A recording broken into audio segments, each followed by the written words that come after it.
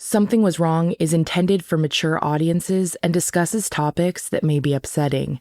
This season discusses sexual, physical, and psychological violence. Please consume the following episodes with care. For a full content warning, sources, and resources for each individual episode, please visit the episode notes. Opinions shared by the guests of the show are their own and do not necessarily represent the views of Broken Cycle Media. The podcast and any linked materials should not be misconstrued as a substitution for legal or medical advice. Thank you so much for listening. You think you know me, you don't know me well at all. You don't know anybody till you talk to someone. A listener asked, if I didn't understand it was wrong at the time, does that mean it wasn't abuse? How would you respond? This is Kathryn. I can jump in. And I want to say that this is something that is unbelievably common. The way that you look at or think about an experience that you had, if it differs now from when it was before, that doesn't mean that it wasn't abuse. That doesn't mean that it wasn't trauma. There are a lot of ways in which our sociocultural structures, norms, institutions actively work to try to convince people that experiences of harassment and violence are not actually bad, are not harassment and violence. One of the primary things that I hear when people talk about either why they didn't want to report or why they were at first hesitant to tell people about their experience is that they weren't sure that it was bad enough. They weren't sure it was severe enough, that there's worse things that could have happened or other people have had it worse. Our social structures and institutions for so long have actively created the conditions in which people don't understand that abuse is abuse. You are not alone if that was your experience, and it doesn't change what that experience was and its impact on you. We are dynamic human beings. How we see and experience things changes over time, a lot of time with space, gaining more knowledge and information. I would say with complete certainty that if you didn't understand it was wrong at the time, that doesn't mean that it wasn't abuse, and that this is something that is extremely common, and that is because of our social institutions and structures. This is Nicole. One of the things that sociologists know has to happen for someone to come forward about their rights being violated is something called the naming, blaming, and claiming process, where you have to be able to name what happened to you. You have to blame the correct person. And you have to be able to file the right type of legal claim. And in sexual violence, for all of the reasons that Kathryn is talking about, this is a really steep bar. This is a really difficult hurdle for survivors to get over because our institutions give us misinformation about what sexual violence is. Our culture gives us misinformation about what sexual violence is. And so when it happens to people, they have a hard time with that naming process.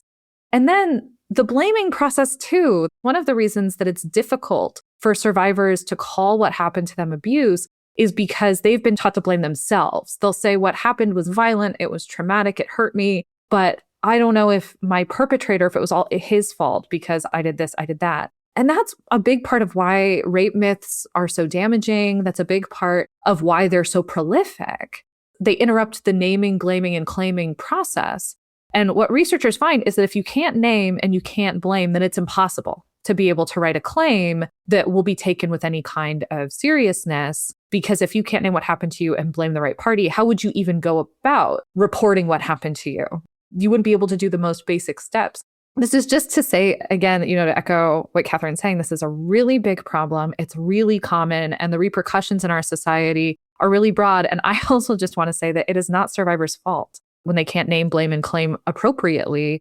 Our entire social system is meant to make that process really hard. And it's common for it to be difficult. And that doesn't mean anything about the violence that transpired, except that it unfortunately took longer for a survivor to be able to get help. It is Jackie here. I agree with everything that Katie and Nicole said. And the one thing that I want to add, I think we need to interrogate the idea that people didn't understand it was wrong at the time. For all the reasons that Katie and Nicole are mapping out, there is a whole culture that is constantly telling women that the abuse that we experience in life is not worthy of being seen as abuse, and no one's going to believe us. We should just deal with it.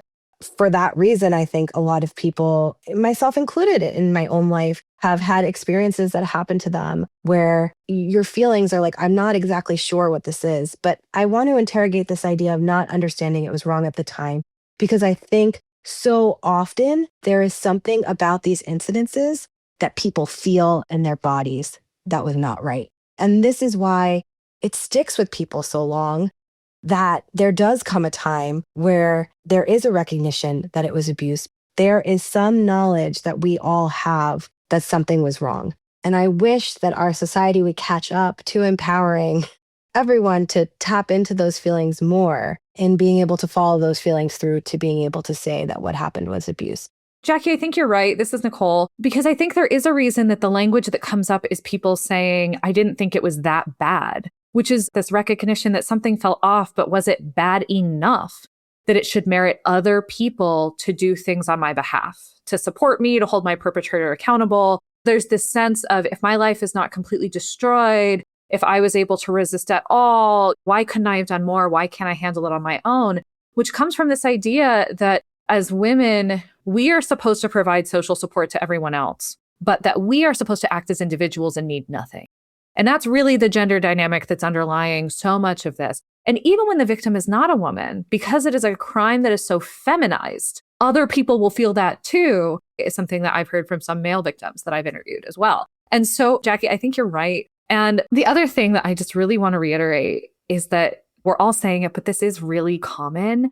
And a lot of the time, especially for survivors who are still in a violent context, it's not really safe to grapple with how violent things are if you don't have the support you need to make sense of that violence. This is the reason why a lot of people, they don't really reckon with the violence in, for example, an abusive relationship until they leave that relationship. And that's when they can really start to think things through in a different way, because you can't be vulnerable like that around someone who poses a danger to your health and safety. It's just not safe. In the book, I talk about how so many of the survivors that I interviewed did not blame their university for what happened to them. They blamed themselves. They had this perception that Title IX works for everyone but me. And the reason it didn't work for me is because I didn't report the right way, I didn't say the right thing, I didn't label it fast enough. They all had some reason that was keeping them up at night and that they were blaming themselves over. I didn't get to know everything that a lot of the survivors thought until the book was published, but many of them have reached out since reading the book. And so many of them responded by saying, wow, I did not know that everybody else was struggling with their grades. I didn't know that other people lost their housing. I didn't know that other people were failed by the Title IX process. I didn't realize that everything I was going through was the system as designed. And I am so angry. Some of that came from reading the book, and some of it came from just leaving the school. For survivors that had graduated or dropped out, whichever of those outcomes, as soon as they were away, it was sort of like leaving an abusive relationship where they started to say, that was messed up. And a part of why they could realize it was messed up was they could be more vulnerable. They were somewhere that was safer. But also they weren't surrounded by people who were justifying the institution's behavior anymore. I talk about this in one of the final chapters of the book with the example of Kiara, where she was the one survivor who was adamant the entire time that her school had betrayed her and it wasn't her fault. But she would go try to tell people on campus and express her concerns about Title IX, and her professors would defend Title IX. There would be staff saying they're just doing the best they can. There'd be people trying to justify why what happened to her was okay or why it wouldn't happen to them, which is where a lot of victim blaming comes from, is you tell somebody your story and they respond back with saying, well, isn't it your fault? I don't want to believe that we live in a patriarchal society where things this bad just happen on a regular basis and that there's nothing we can do to guarantee it will never happen to us. And so once they were removed from that specific university, nobody felt a need to defend the university anymore. And the way that they would try to get that distance would be things like saying, wow, your school is really bad. I'm so lucky my school wasn't like that. We know as researchers, all of these schools are just about equally bad to each other with very little variation, much less than we would have expected. But the main thing I want to communicate here is that the reason survivors struggle to name what happened to them, to label it as abuse, and to be able to really reckon with it. The reason that that can come later, it has as much to do with the context you're living in as your personal individual feelings about the violence at the time. And in a different context, it's not surprising that somebody would later in life, when they are in a different scenario, say, actually, that was really messed up and that really hurt me. And I think it was abusive. Absolutely. And I can't help but think of a survivor who we'll hear from this season who we're calling Allegra. In your book, Dr. Bedera, you referred to her as Marissa. And because we already had a Marissa this season, we went with a different pseudonym. Something that was so heartbreaking for me to hear from her was that she really thought highly of the university and her experience for the most part until she read how the university viewed her in the book. I think it brought her a lot of clarity and healing, but it's just absolutely heartbreaking. The other thing I wanted to say is I was thinking of survivor Marissa from chapter 3 this season. She shared that when she went to Title IX, one of the things that the Title IX coordinator there said to her was, well, thankfully it wasn't more violent. And so I think it goes back to those attitudes we were talking about, where below the surface is so much patriarchy and inequality that has seeped into our daily ideas and beliefs that it shows up in so many insidious ways that I think even sometimes women have trouble recognizing it. And I appreciate the way that all of your work highlights that. And I hope that it will eventually help bring more people along on that journey. And one of the things I really love that you said, Dr. Bedera, was about expanding the range of safe people. Something I always recommend to folks who reach out to me and they're like, I hear these stories or I read the news and I'm so pissed. What can I do? I strongly recommend just getting involved or volunteering somewhere and being in service to other people or doing what you can to support survivors. There are always nonprofit organizations who are desperately looking for volunteers.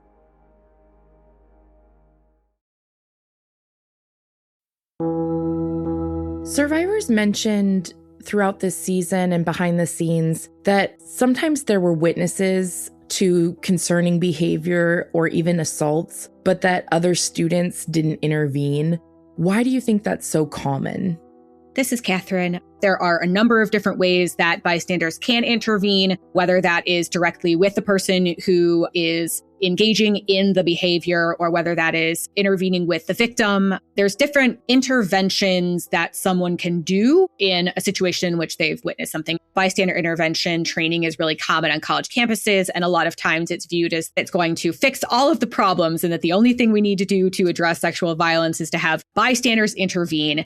My qualms about that is, while on the one hand, having a bystander or a witness step in and intervene can make a really big difference in one individual case, that doesn't mean that it is actually primary prevention, because there is harassment or assault already happening that then was interrupted. I think that institutions would do better to actually put more of their work into primary prevention efforts, because there isn't that same way of sort of calling out the perpetration problem on this campus. It's sort of like, we're all in this together, which is a better message than I think primary prevention at times. But in theory, bystander intervention can be something that is really helpful. There are a number of barriers that can hinder bystanders from actually intervening. It's an area of research where there is a growing amount of empirical evidence as to what are some of the different reasons why people do not intervene when they witness something happening. Some of it depends on the sort of specific context. So, for example, some researchers are looking at what are some specific barriers that come up when people are drinking, for instance. But there is this sort of normalization of sexual violence and sexual harassment in general that we've already been talking about, the things that basically tell survivors that what they experienced actually wasn't that bad. There is some concern about making things awkward. What if I get it wrong? There's also some potential concern about safety concerns, whether that's safety concern for the victim in that situation, could I make things worse, or safety for themselves of what would it mean for me if I came forward and said something.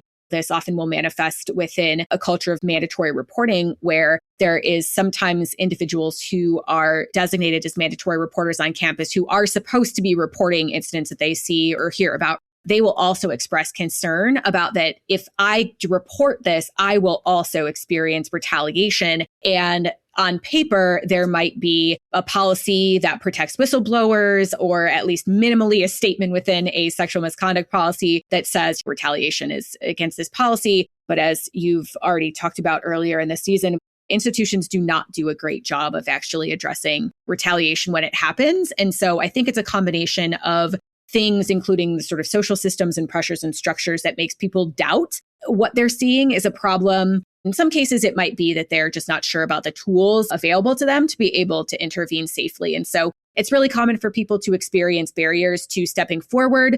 In some cases, it could really make a big difference for someone. But the same kind of pressures that act on survivors also can make it difficult for people who witness it to come forward and say something as well. And even if they do come forward and say something, those reports are often disregarded too. This is Nicole. Kathryn, that was excellent. That was exactly right. You covered so much of what I think needed to be said. And I want to jump on this to just tell a little story about how difficult it can be to be the namer. We just talked about naming, blaming, and claiming. For someone to be a bystander and intervene, they also have to participate in some amount of that naming, blaming, and claiming process. And we really have this assumption in our society that no one can ever really know what happened in a case of sexual violence, even if you witnessed it. So to give you an example of this, before I did work for On the Wrong Side, I used to do research on victims, and I used to do research on men, many of whom were perpetrators. And the first study was with men. I was interviewing them about the techniques they use to seek consent and how they go about seeking consent when they're having sex. And some of the stories that I heard from them were very clearly rapes, where they were disregarding their partner's consent. They were doing things that their partner was giving them clear indication that they did not want to do. And when I tried to publish that research finding, I could not, because peer reviewers, many of whom are professors on college campuses who have witnessed violence and harassment and who likely have not intervened, peer reviewers would say, well, you don't know what was in the victim's mind. She might have been fine with it. She might not consider herself a victim at all. So to be able to call a man a perpetrator, even if he confesses, that's not enough. You have to know what she thinks. So I thought, okay, I'm going to do research on survivors. I was planning it anyway. And so then I had stories of sexual assault survivors naming what happened to them as assault, saying it was traumatic for them. And then I got the same critique from peer reviewers, but switched a little, where they said, well, you don't know what was in the mind of the perpetrator. You don't know if he meant to hurt her or if it was just a misunderstanding or a mistake. Unless you hear from the perpetrator, you can't label this rape. As a researcher, you can see how then the next book I produced, I interviewed victims and perpetrators and the people in power in their cases at the same time, because there's this idea that if you don't have perfect knowledge, that if the victim and perpetrator don't agree that sexual violence took place, that everybody else should hesitate to do anything. When I was interviewing administrators for On the Wrong Side, a lot of what they would say, there'd be all of this evidence that to me felt undeniable. It felt like plenty of evidence, not only for the school to be able to intervene, but that they would be required by law to intervene. But you would hear administrators say things like, well, but can we ever really know what happened? And they would say over and over again, none of us can ever be completely certain about what took place. So that general ideology around sexual violence, that it's all in the eye of the beholder. And I think when it comes to bystander intervention, it ends up getting really sticky really quickly, because you start seeing these arguments over who is the true victim. As a woman, I'm on a college campus, I see something that makes me feel unsafe. I would be upset. There is this real presumption that that's not enough for me to be able to say something, for me to be able to intervene, because isn't there someone, the original victim, if she's okay with it, then you have to be okay with it.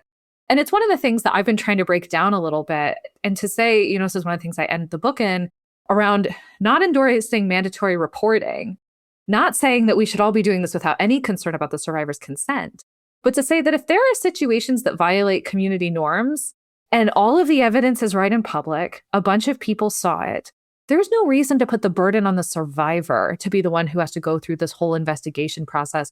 One of the cases I think about a lot from the book was a case involving a victim. People on their dorm room floor had broken into their room, stolen a bunch of their possessions, and written gendered slurs on the whiteboard on the outside of their dorm room.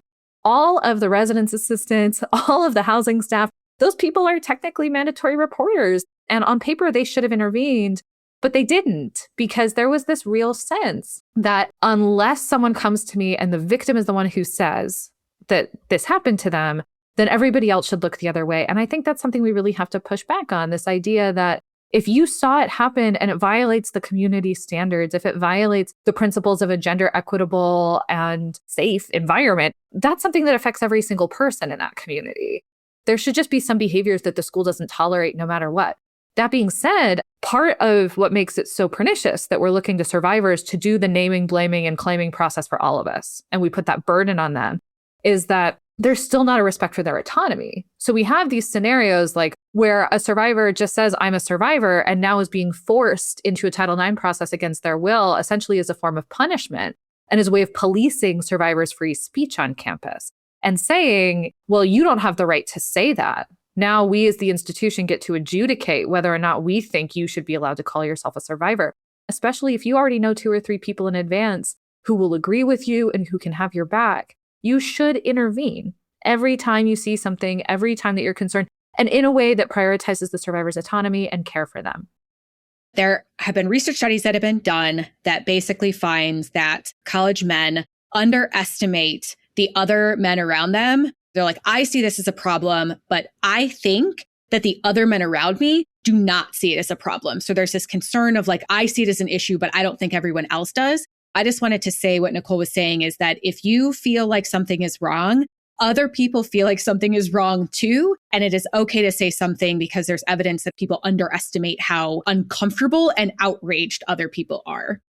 Yes, Jackie here. One thing that I wanted to really focus on is that so much of the public's approach to how sexual violence should be addressed is individualized. Oftentimes, the public individualizes a sexually violent act and sees it as this one thing that happened on this one campus. And there's an individual solution. Oh, if only this bystander had intervened. What we know about sexual violence on college campuses is that this is really a structural issue, that this is happening over and over because of many factors, but a lot of how our culture is structured, always having sympathy and empathy for male perpetrators, thinking about the role of women, how universities are structurally made up. There's policies and practices that make them environments where sexual assault is more likely to happen. You know, when we're thinking about how easy people jump to bystander intervention, for me, as well as them, it's like thinking about these other things we can do to make communities safer. How do we change a campus community into one that is not okay with sexual violence happening, but is a campus community that is really saying, hey, we're going to hold people accountable for their violent acts? Or how do we change policies that could help create a community where violence is less likely to occur? Thinking about it more from this structural perspective than from this more individual act, which is how it so often is approached. This is Nicole. And I also think that the underlying logic of the institution that makes it hard for people to intervene is that the biggest risk is in underreacting. In something happens, the other person says, oh, it didn't really bother me that much, but that would be an okay outcome in comparison to the violence escalating, that person being hurt and nobody having said or done anything. An entire room full of people seeing this is a way that it's okay for people to be treated and violence is tolerated here. But I think the institution sees the biggest risk as overreacting and of people defaming a perpetrator or hurting his reputation, making him look bad or feel bad. That's part of the problem, is that this institutional logic that Jackie's talking about is very much at the odds of the logic of bystander intervention, which, if anything, if we have to make a mistake in one direction, we want to be intervening and checking on things too much, not enough.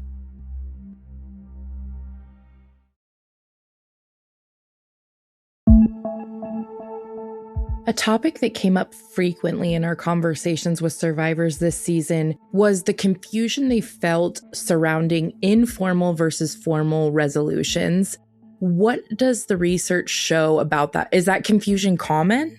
This is Nicole, and yes, that confusion is very common, in part because it wasn't that long ago that informal resolution was not permitted on college campuses for cases involving sexual violence. Under the Obama-era guidance, there was a prohibition on using informal resolution because schools were abusing informal resolution. Students would come to them and say, I was sexually assaulted, please do something to protect me. And the school would say back, your informal resolution is this conversation. You told us, thanks for letting us know. Now you don't get any kind of oversight. You don't get any say over what happens next. And we're going to give you a list of things that you can do differently to not get sexually assaulted again, which is victim blaming. And then there were other informal resolutions that put victims in a lot of risk and a lot of danger. So things like mediation can really exacerbate the power dynamics between victim and perpetrator and allow violence to escalate, especially in cases of things like intimate partner violence that can have a high risk of lethality. It's very dangerous. And so there was a period of time on college campuses where, as far as I can tell, they never really fully stopped handling issues informally, but they stopped telling students what it was. And they would treat it more like a way that they could convince students to stop the investigation process. And there was no formal definition of what they were doing instead, or why they were doing it, or what students' rights were, because they were violating the regulation to do it. Now, under the Trump administration with their 2020 rule, there is now explicit permission and a requirement that schools offer informal resolution. I was at Western University in 2018 to 2019. This was before that regulation took effect, but they'd already been doing informal resolution for years. And part of why it was surprising to survivors was because they'd been doing it under the table. And so it would have been impossible for a survivor to know what they were walking into when it wasn't defined. But even now, there aren't very clear definitions of what an informal resolution is or when it's over.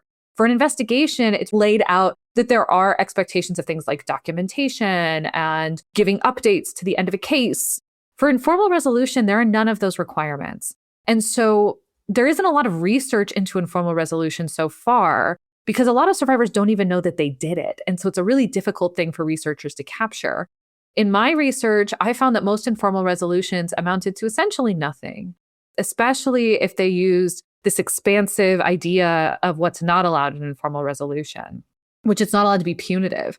Things like an agreement where the perpetrator and the victim agree that they will not go into the same academic building during the same hours. The school I studied didn't even allow that for informal resolution. So the only things that they allowed at that university were educational measures, which sounds better than it is. The educational measures they offered were essentially someone from the Title IX office sitting down with the perpetrator and reading them the sexual misconduct policy and saying, any questions? I found in my interviews with perpetrators that they actually found these educational measures incredibly useful for being able to perpetrate better in the future. Because now they knew exactly the line to look for. They got more information about what the university would and would not do, would and would not consider to be violence. But most of the time, survivors that I interviewed were just told that everything they wanted was ineligible for informal resolution, and their cases were closed without their knowledge. What I would say now for any survivors who are considering an informal process is that you don't know what you're getting into. And that's one of the risks that the university is requiring you to accept. This is Jackie. I think that the idea of having an informal process is gendered discrimination. Because think about any other infraction that you would go and report. Your wallet got stolen. Somebody punched you in the face. And then for them to sit down and say, you thought that it was important enough to come and report.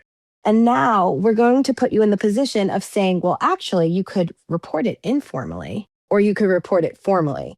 I think for most people, when they go to report, the steps to report in the first place is taking steps towards doing something formal. Why I call it gender discrimination is I think when it comes up in the case of sexual violence, because it doesn't come up in these other cases, there is just too much cultural baggage about what being a good victim or what being a good girl looks like in our society. And it is usually not standing up and saying sexual violence is bad. It is usually saying, I will go along with the system. I will not necessarily advocate for the best thing for me. That's their cultural framework. So you're taking somebody in a vulnerable moment and you're saying, hey, actually, you could do this thing that might be a little bit easier. That actually rarely benefits the survivor, but benefits the university to brush it away. To me, it's absurd that it even exists. I think it's so gendered and I think it is so discriminatory because it is kind of what our culture guilts survivors to do in general. To me, it's very messy and it makes me angry.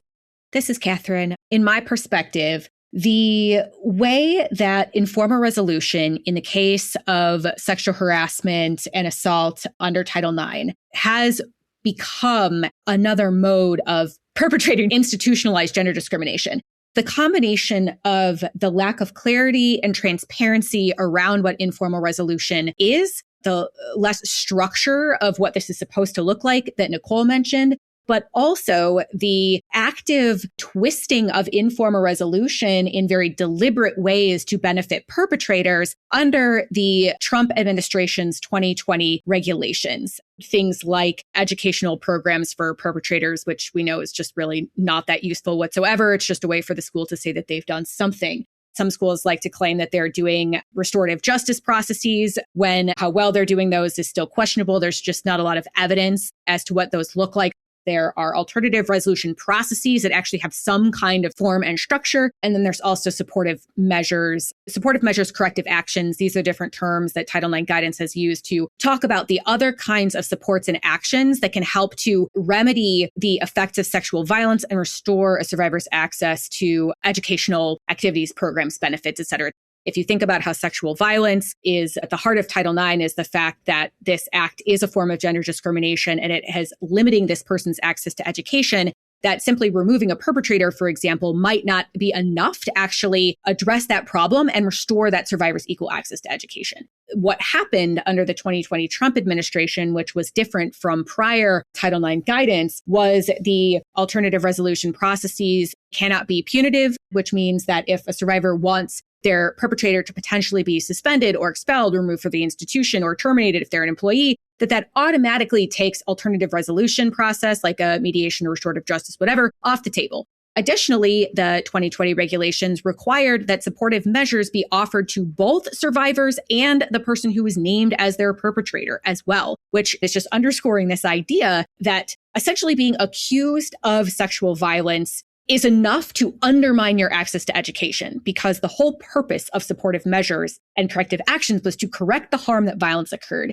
Research has found Title IX policies, they are much less likely to include any kind of details about informal resolution. And part of that is because the 2020 regulations were so detailed and prescriptive in the way that they wanted those formal grievance processes to look. It's been a combination of different factors that has come together to essentially make this a process that is seen as less risky for the institution, and they're more likely to funnel survivors toward it because they can control the outcome much more and see it as less of a potential threat to the institution.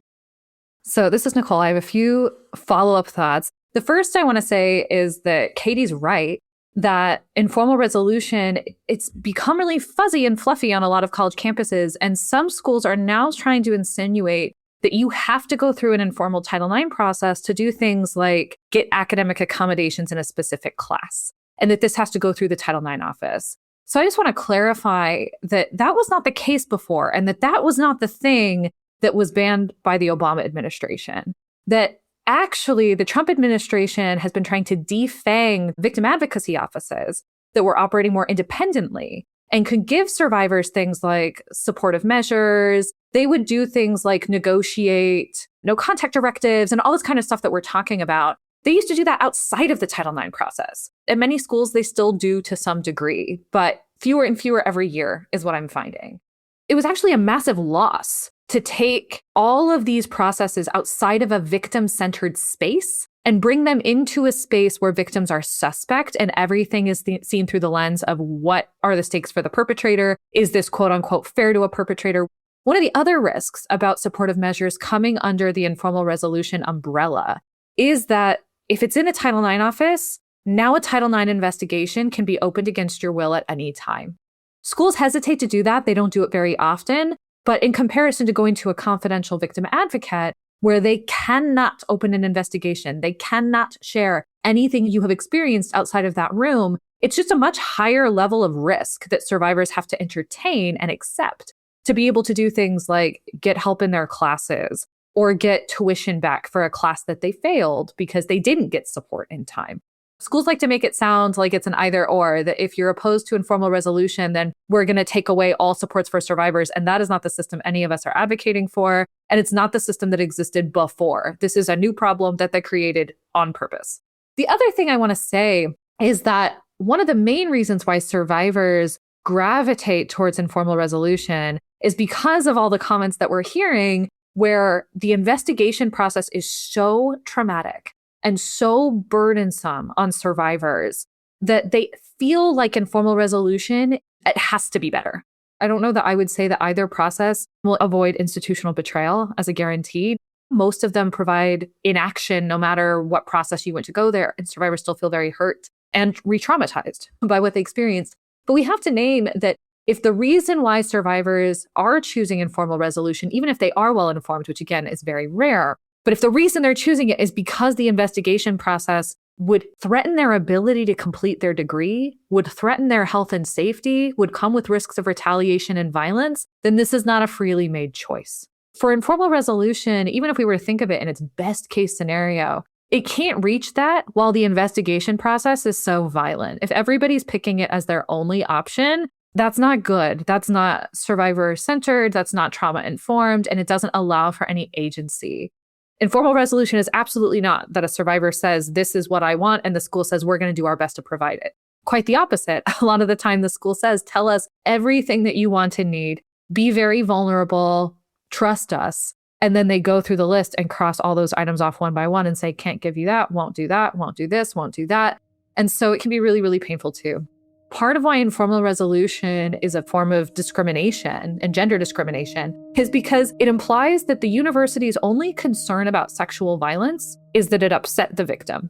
And that if they can find a way to pacify that one specific victim, then it is okay to leave a violent perpetrator on campus. Even if there's a risk they will reoffend, even if we know they're already harassing and assaulting other people, even if they're discriminating against other students on campus. One of the most common forms of sex discrimination on a college campus is from faculty. And they are things like a professor standing in the front of the room and saying things like, I think women make worse engineers than men. Even if all of the women in that room would be okay with an informal process and would agree that that's the way that they want to handle it, I would still say that the institution has an obligation to fire a professor who has loudly proclaimed that he discriminates against women. Because that's not a decision that only affects the women who are in the room that day. The decision about what the university is going to do is going to shape things like how many women can get a degree in engineering, what classes they feel like they can take without experiencing discrimination, their sense of worth, their sense of competency, all of these other things that are so much bigger than that one individual comment. The reason sexual harassment is concerning is in part because it's upsetting for the people who experience it, but also because it's an indicator into the gender ideology of the person who did the harassing. Someone who's willing to say that in front of a class of students is almost certainly engaging in other types of gender discrimination too, and the university shouldn't be allowed to just wash their hands of that and say, well, some people thought we could handle it informally, so I guess we're good.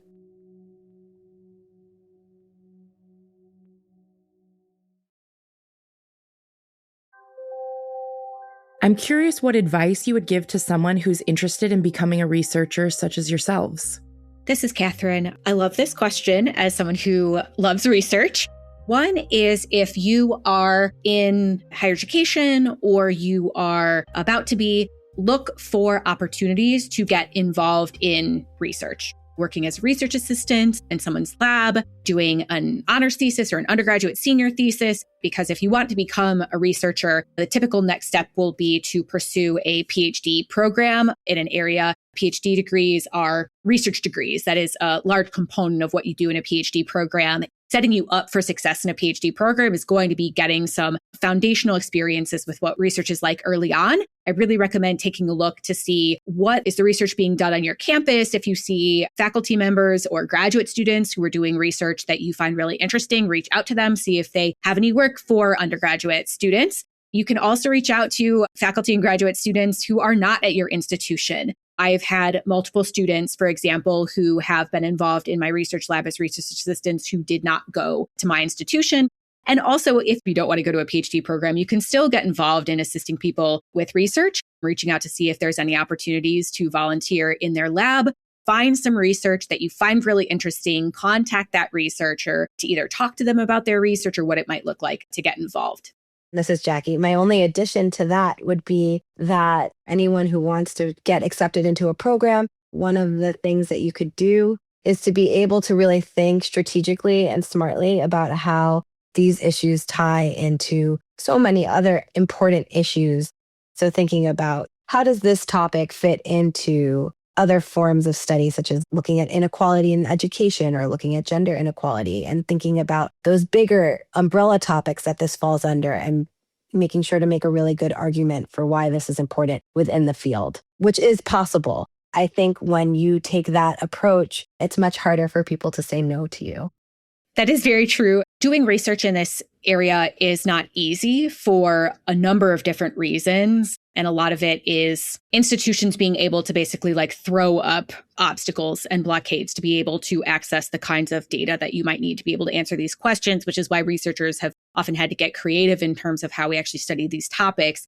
I would say don't necessarily let that hold you back. And if there's a question that you want to be studying and gathering information on, to talk to other researchers who are doing that work in that area, because they can also help to talk about what are some ways that we could go about actually collecting the data, even if it's a difficult one.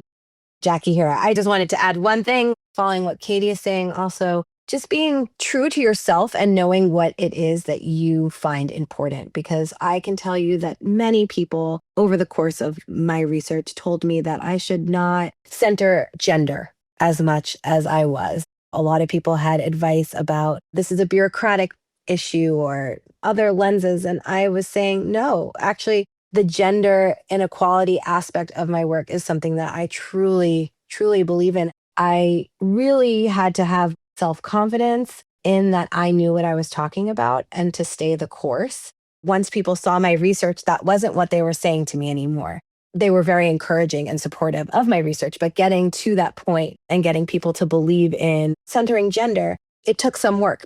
So much of the academy is telling us that we shouldn't tap into our lived experience. And I think that that is so crazy and such bad advice because I think it is our lived experiences. For me, I know it's my experience of being a woman in this world that made me able to stick to my own research and to probe a problem that people sometimes were saying wasn't a worthy problem to look at. We live in this era where it's the do your own research and people call themselves journalists just because they have a big TikTok following or whatever it would be. That's not the same as being a researcher. Research is a really specific set of methodologies, values. There are lots of things that when you come at this work from a researcher lens, surprise you. I think people, when they hear us talk, will think that we've known this stuff the whole time. We had this feeling in our gut of what we would find in our research, but all three of us have been surprised by things that we have found. And most commonly, the way that I've been surprised is that things have been worse than I expected. That we sort of sugarcoat sexual violence as a topic. People speak in euphemisms. They're not super clear. And people have been told to feel a lot of self-blame and shame about what they've experienced, which leads them to not tell us the whole story because it hasn't been safe to tell the whole story anywhere else in their life. And so I agree that if you want to be a researcher, you really should get a PhD. I also agree that a lot of the training that you need will not come from the academy because my work has been suppressed in a lot of ways. I know that others on this conversation have felt similarly at times as well. I'm not a professor right now. And part of why I'm not a professor right now is because it was really hard to get a job at an academic institution studying what I study. There were a lot of concerns that bringing me into a sociology department would be too radicalizing.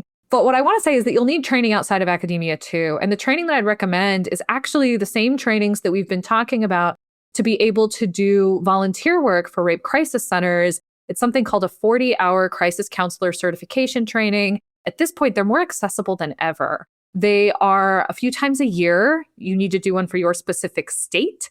And so you can just search the name of your state. So I'm in Minnesota. I would search Minnesota Coalition Against Sexual Assault 40-hour or crisis counselor training. It'll come right up.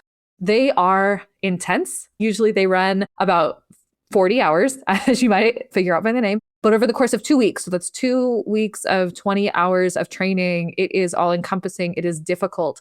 But I will say all of the best sexual violence researchers have that background in a 40-hour training, have that background in victim advocacy, because it teaches you things like trauma-informed interview techniques and gives you a baseline of information about sexual violence that you will not get from an academic program unless you are incredibly lucky and end up in one of the very few programs in the country where there is a class about research methods in sexual violence. They're rare.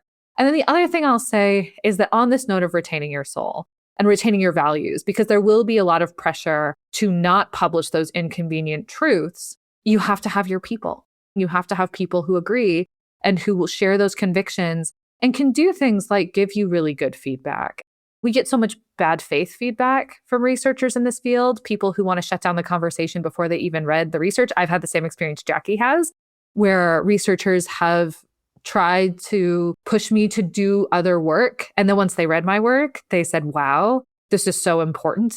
But you need those people who are going to help you get to the point that you have the data that will convince everyone else and will make sure that what you're putting out is sharing your values, things like respecting survivors' autonomy, being honest about sexual violence. There is a lot of pressure, even in academia, to share this misinformation that people don't know is false. They just think that this thing about sexual assault that everybody says it must be true. And sometimes that's what shows up in my peer reviews or grant reviews.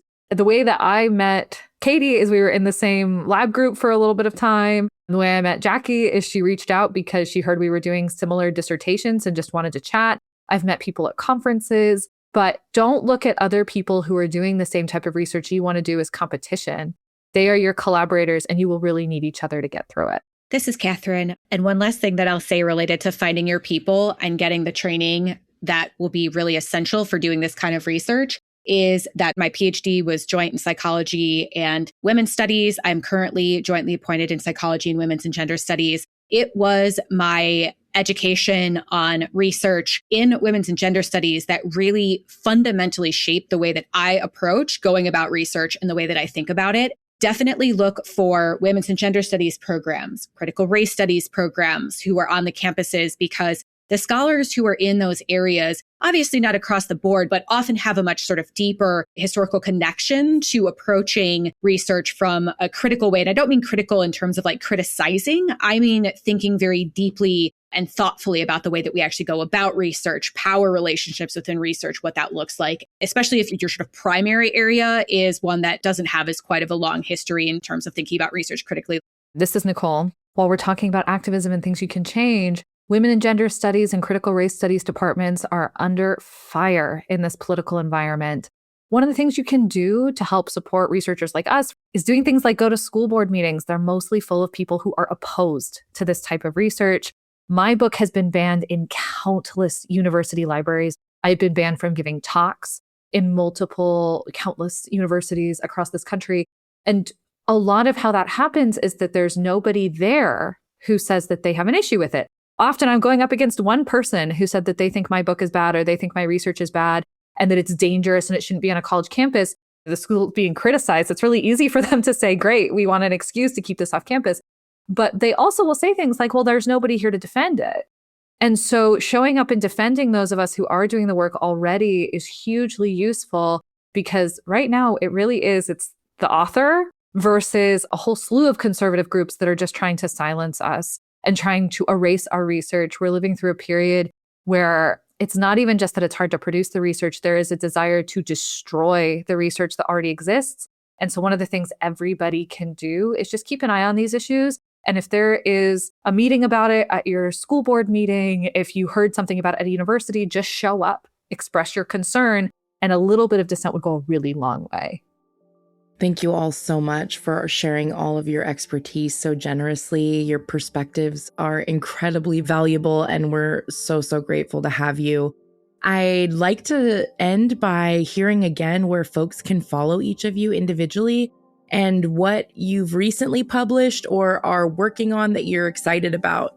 This is Katie. I am terrible at social media, but I do make sure that my Google Scholar profile is always up to date with my research and has all of the articles that are available on it. You can find any of that work there. And if any of the articles are behind a paywall and you want to access them, just send me an email and I can send a copy of that. One project that I am especially excited about right now, me and my fantastic graduate student, Rebecca Howard Valdivia, just recently published a really large mapping review of over 100 studies that have been done on Title IX and sexual violence in higher education. That is basically looking at how have schools been implementing Title IX policies and how effective has that been at addressing sexual violence. Spoiler alert, they have not been effective. That was just published earlier this year. It's called Title IX and Sexual Violence in Higher Education, a mapping review and assessment of policy implementation and effectiveness that was published in the Journal of Sex Research. incredible work, and it couldn't have come out at a better time for me. So thank you for that, Dr. Holland. This is Nicole. I am spending way too much time on Blue Sky these days, so you can definitely find me there. My handle's at @Bedera. I'm around talking about sexual violence whenever it comes up in the news. I find that that's one of the times when it's easiest to reach people to talk about sexual violence, is when they're already thinking about it and they want to know more, but they're afraid and they need someone who can take that trauma-informed approach to talk about it. That's what I do on my social media. Occasionally I talk about research and stuff like that too, but it is mostly response to the news and giving context. Aside from that, Jackie and I work together at a consulting group called Beyond Compliance Consulting. And one of the projects from research that I did through Beyond Compliance and that I have coming out, we were just accepted for publication, is a study about how social media websites respond when survivors ask them to take down non-consensual images like revenge porn or deepfakes. Big surprise, the big finding was that they engage in institutional betrayal. We all know that a lot of this stuff is happening in these online spaces too, and that the online spaces are responding horrifically. And I want to say that it's actually a more radical paper than I think a lot of people outside of academia or discussions of the internet would know, because the idea that we're labeling social media websites as institutions can be regulated is a really hot topic right now. And so we're very excited to be having it come out. The other thing that I want to talk about, and I'm sure Jackie will touch on a bit too, is that we are trying to open our own National Rape Crisis Center for college sexual assault victims called the Survivor Alumni Network. We are in the very, very early stages, but the thing that we could use help with right now is finding people who would want to volunteer to give us information about what happened at their schools and the way their schools handle sexual violence. So you don't have to tell us your whole story, but if you have documents or things you learned about that Title IX process along the way, we really want those. And we also are trying to find people who would want to volunteer and do that training to become victim advocates that we would then train to be specialized in campus sexual violence. So if you're interested in that, we'll send a link that hopefully we can have in the show notes where people can just express their interest. You might not hear from us for a little while. We are in the very early stages, but we know a lot of the listeners might be interested in something like that. So we want to hear from you if you want to help us out. So exciting. Yes, this is Jackie, and I am also terrible with social media, but I am very lucky to be in a partnership with Nicole, who is great at it. You could hear more about our work through the Survivor Alumni Network links or through our consultancy, Beyond Compliance, Anti-Violence Consulting. That is a great place if you wanted to connect with us about our work, or you were interested in, or you had an issue in your organization that you wanted some feedback on. That's a great place to reach us as well. Thank you so, so much. This is all very exciting. It feels like such an honor to be able to connect with y'all this season. I've learned so much through your words and your efforts, and I know the listeners have too. Your work and your research and your willingness to engage in these stories in such a thoughtful and nuanced way means more than I can truly express. And I think these kinds of conversations are so, so important. I hope that for all the young people listening to the podcast who are entering into college next year or the years following are going to be able to take these tools forward with them. So thank you so much for the impact that you've had on myself and our community. Thank you for having us. And thanks for bringing this conversation to so many more people as well. Thank you so much. And thank you for just addressing this issue and bringing more attention. I know people in my life have been listening in and learning so much. It's a really nice way to get research out to audiences.